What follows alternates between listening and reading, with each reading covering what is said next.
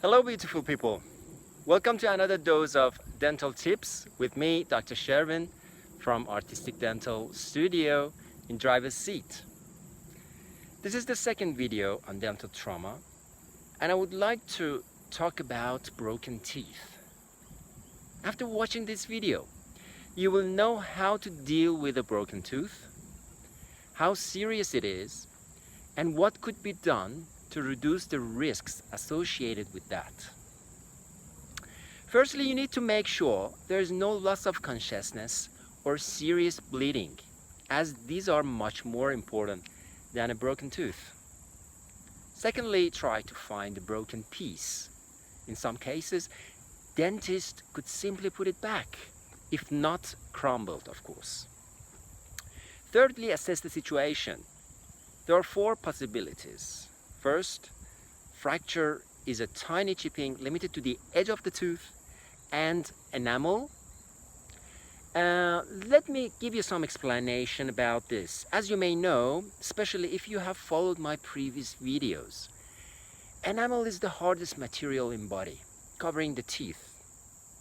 Underneath the enamel, there is dentin, which is much softer, and due to the presence of nerves inside, it is quite sensitive.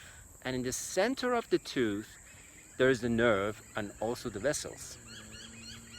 In the first scenario, the fracture is limited to enamel.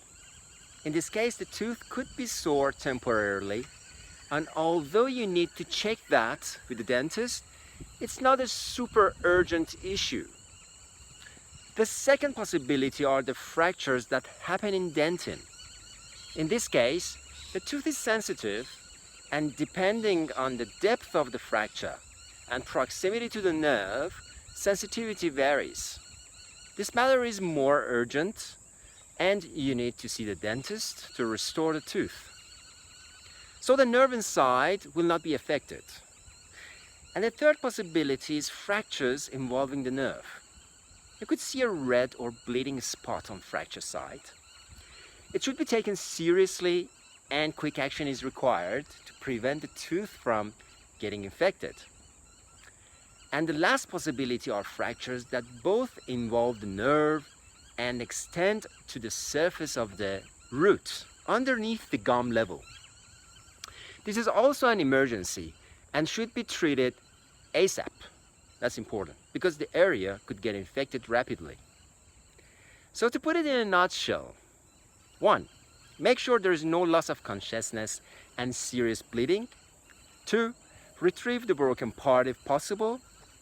3. Assess the severity and act accordingly. 4. You can use analgesics to soothe the pain.